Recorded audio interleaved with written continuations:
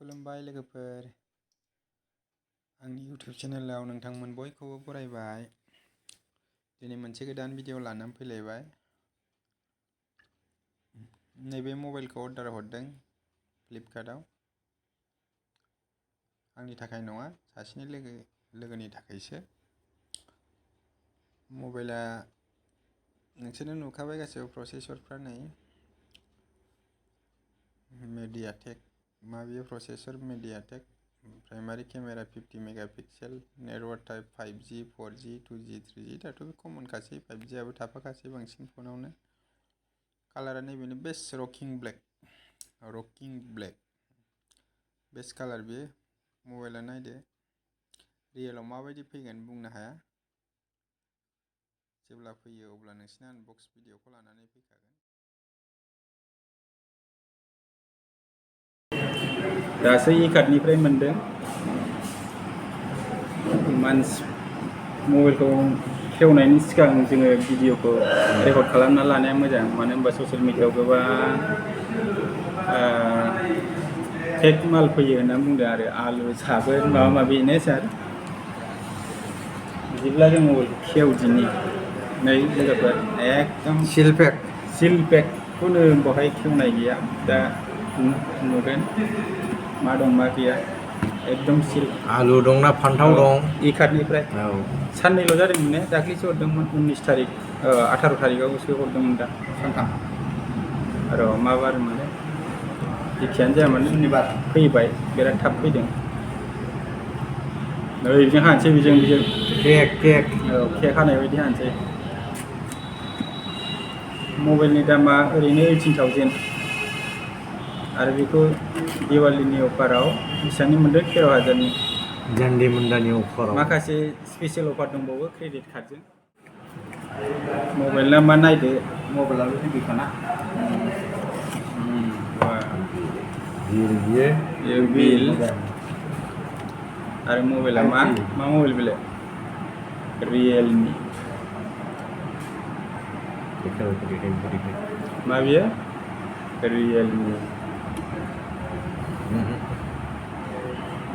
Realme 9 सिरिसनि 9i।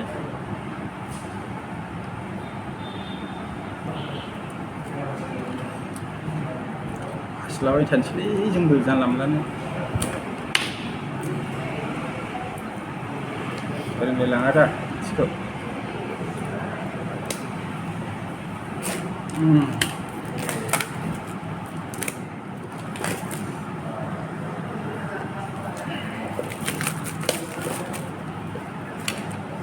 गिदिर जागोना 6.6 सिल जोब जेरावबो। नै सिल दङ, हासिनोसै। आलु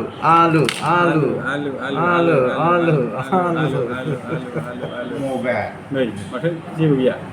दंब्रा दङ। बाव मा फेसिलिटि दङ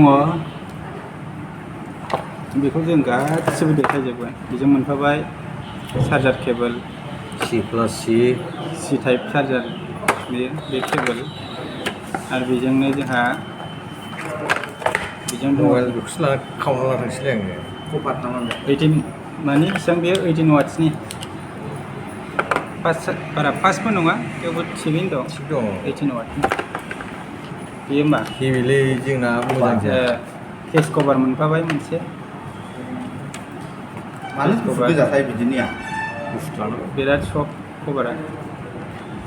आरो मा दं जोंहा नै पिन, सिम बख'ना मेम'रि सोनो हानाय। एक्सटार्नेल मेम'रि नों सोनो गोसोबा। ओरैनोथ' 64 GB खा, बेखौ नाङा। माखासे गाइड्स दं, नै बेखौ नायनानै लानो हागोन। आरो आसल जिनिसाथ' नैबेसो, दस्राया फैला गिदाफोर। नायनि बेक साइड आइफननिफ्रायबो साबसिन नै जोंलायलायो बेक साइडआव। बिराद मोजां मबाइला, बिराद मोजां मबाइल। माने इसिग्राब हाइ रेट नङाब्लाबो खम रेन्जआवहाय बिराद मोजां मबाइल बे। आइफननिफ्रायबो फाटला कम्पेयार खालामोबा आइफनजों एखेसो होनजायो साइजआ। माने खम रेन्जआवहाय लानोबा बेफोरबायदि मबाइलानो मोजां आरोना बाव मा दङ मोजाङै ना जोंनायलायो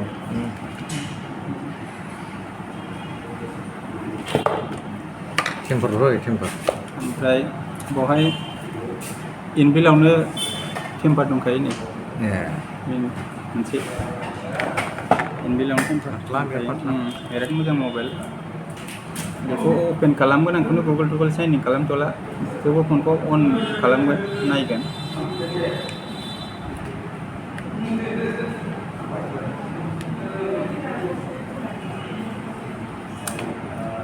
जाबाय बेखौ सुखाबाय गासिबो कभार होब्लाबो बिराद साइज नुयो एम आइ खौ दा दानना होदो बे प्रडाक्टखौ फ्लिपकार्टआव पारचेस खालामदों दै आरो बिसोर इ-कार्डनि माबाजोंनो इ-कार्डआ बिराद फास्ट सार्भिस डेलिभारि होयो दासान्दि गसाइगावआव सिगाङावथ' इ-कार्डआ बन्द' जाबायमोन आरो दा इ-कार्ड फैफिनबाय दा बांसिन जिनिसानो इ-कार्डजों फैयो आरो इ-कम दङ जोंनाव इ-कार्ड बांसिन इ-कार्डआनो फैयो अन जाबाय रियेलमि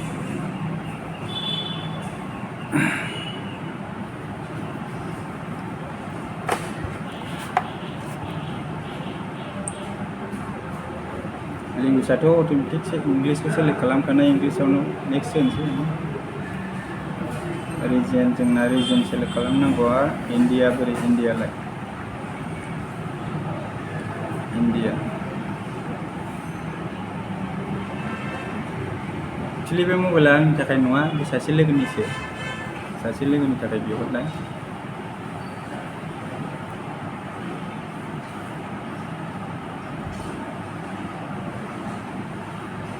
बेखौनो नेट कानेक्ट खालामथ'ला जास्ट अनल' खालामसै गुगोलबो साइनिं खालामनो थिनदोंमोन खालामला बेखौनो खालामथ'लाबो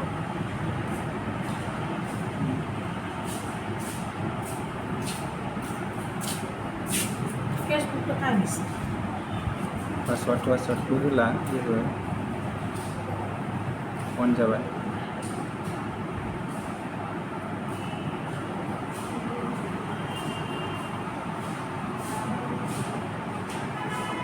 बिराद मोजां बे कभारखौ नायोबा मिरर बायखा एकदम नुफिनलायखायो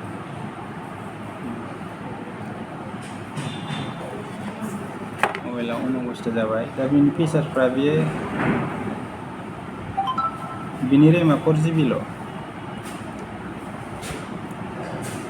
मार्केटआव बिदि प्राइसआ 18,000 आरो बेखौ डिसकाउन्टआव 13,000 मोनदों प्रसेसराबो मा दं नायनोसै सिस्टेमाव ओरैनोथ' नायनानै बायखानाय एबाउट डिभाइस बाव मा दं प्रसेसरा डायमेनसिटी 810 octa core 9 सिरिसनि मबाइल बे 1GB एक्सटेन्डेबल मेम'रि दं 1GB रेमा 4GB प्लास 1GB नों एक्सटेन्ड खालामनानै लानो हागोन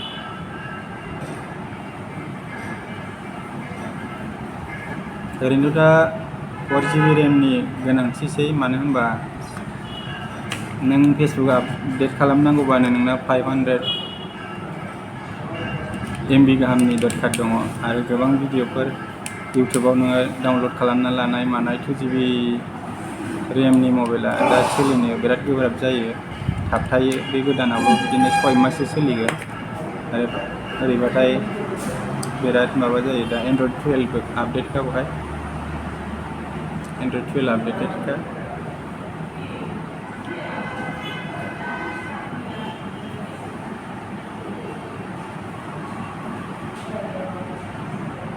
Realme 9i 5G Realme 9i 5G 5Gआथ' अलरेडि इन्डियाआव लन्च जाखाबाय जोंनावबो आस्टेन फैगोन जों जेब्ला फैयो अब्ला सिमखौ बिदिनो 5G आपग्रेड खालामना लाजोबानो जों 5G सार्भिसखौ मोनगोन आरो दा मेन सिटियावल' दङ दा एन्ड्रइड 12नि माबा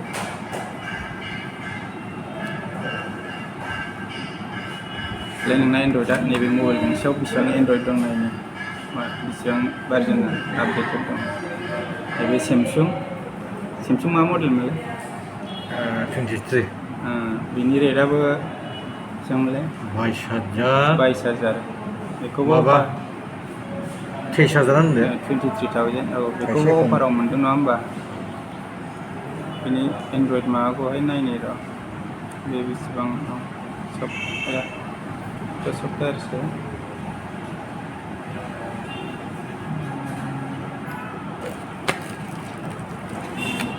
about device software information बेबो एन्ड्रइड 12 आपडेट का सेमसुंआव बेजोंखौनो चार्जार गैखायामोन खालि मबाइलाव फैयो बेयो सेमसुं F12 ना 23 औ F23 बेजों चार्जार मोनखाया बिनि नेगेटिभ पइन्टआ बे ओरैनो सेमसुंआ लानो मोजां बेबो एन्ड्रइड 12आनो बिनि स्क्रिनफोरखौ नायोबा बिराद स्मुथ जायो सेमसुंना नों भिडिअ क्वालिटिखौबो दस्रा मबाइलजों कम्पेयार खालामोबा मोजांसिन खिन्थु सार्भिसाव दा मार्केटाव खम रेन्जआवहाय लानो होनोबा बिदिनो 10निफ्राय 20,000 सिमनि रेन्जआव मोजां मबाइल मोनो आरो बे मोजां होनथारोबा दा आंनि फेभार बिदिनो जोंथ' आइफन लानो हाया नालाय रियेलमि सेमसुं बेफोर मोजां आरोना बेबो मोजां मबाइला ओमफ्राय भिडिअफोरखौहाय इउटुबफ्राव डाउनलड खालामनानै दोननायाबो बिदिनो नोंनि फनखौ एक्सट्रा स्पेस लायो बेफोरजोंबो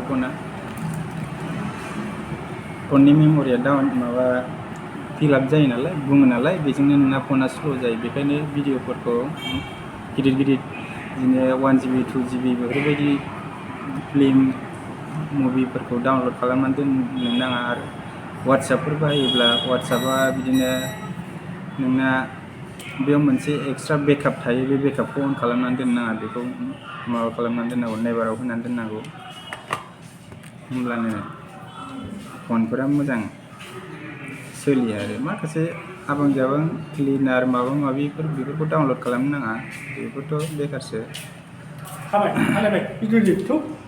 नै जोंहा नैबे आदैखौ नायदो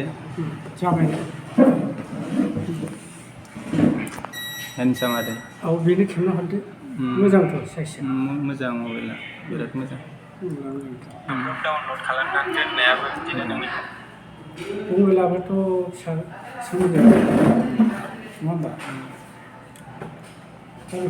दा बे मबाइलखौथ' जों मोनबायानो जों आलुबो मोनासै बेगुनबो मोनासै जों मबाइलखौ मोनबाय नङा होमबा आलुबो मोनाखै बेगुनबो मोनाखै जों मबाइलखौ मोनबाय जोंहा दा टेनसन गैला नङाबा प्रुफनि थाखाय बे भिडिअखौ खालामनाय जाखादोंमोन नालाय दा जों प्रुफ नांलायलायला आरो जोंनि थाखाय जोंहा दा प्रुफआ जाखाबाय अलरेडि आरो मबाइलखौबो मोनखाबाय मबाइलनि क्वालिटियाबो मोजां 4GB रेम ओमफ्राय प्रसेसराबो मोजां अक्टा-कोर प्रसेसरखा मोजां नायना लाफिनदो नै 9i उल्टा पाल्टा जायो ओरैहाय बोरैबा नायबा 91बो नुगोन 9i 9 सिरिसनि मबाइल बे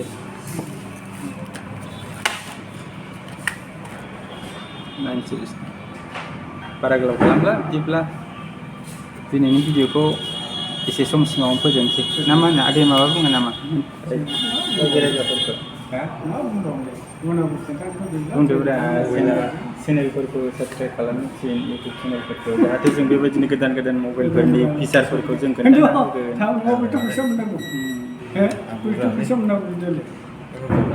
बुंदोरा दे मा जालायनोसै अन्नानै साबस्क्राइब खालाम क्लिक बटनाव थुना हो साबस्क्राइब बाटनाव थुना हो बेल आइकनखौ अन खालामनानै खिंख्रिं गाबोफैबाय था नाया अन्नानै बुरजा साबस्क्राइबाथाय बिथाङा भिडिअखौ मोजां नलेजनि लाबोयो मबाइलखौहाय दा बयबो सोरबा अनलाइनावहाय अर्डार खालामोबा बे मोनसे खोथा आरोना नोङो सब समाय प्रुफनि थाखाय पार्सेलखौहाय लाखिनानै आनबक्स खालामोबा जेखि जिनिसानो बे मबाइल बा बेनि अनगाबो माबा मोनसे जिनिसखौ अर्डार खालामोबा नों मबाइलफोरखौहाय भिडिअ केमेरा अन खालामनानै रेकर्ड खालामनानै ला जाहाथे नोंहा माबाफोर केसफोर खालामनांगौबा जेनेबा बेखौ क्लेम खालामफिननांगौबा जाहाथे नोङो प्रुफ थायो नोंनाव प्रुफ थायो देखायनो हायो कम्पानिनो मानो होनबा आंथ' बे मबाइलखौहाय अलरेडि प्रिपेडआवसो अर्डार खालामखानाय प्रिपेडआवसो अर्डार खालामखादोंमोन नालाय ओंखायनो रिक्स थायो आरो प्रिपेड नङाबाबो नोङो पस्टपेड खालामोब्लाबो नों फैसाखौथ' हरखानांगोन बिसोरथ' नोंनि आनबक्स खालामनायखौ नेखाया फैसाखौथ' हरखानांगोन नों बेखौ नेबाय थानानैबो डेलिभारि बयआ नोंनि थाखाय आनबक्स खालामलायनानै गालांनो हानायनि सम गैया बिराद जायगायाव बिराद पार्सेलफोरखौ रानना होनांगौ जायो नङा होमबा बे जिनिसनिफ्राय बे पिन मोनबाय केस कभार मोनबाय चार्जार मोनबाय औ आरो बेजोंहाय स्क्रिनावहाय माबा थाफाखानाय दे मबाइलाथ' बिराद मोजां ने मोजां मोनबाय दा मोजां दे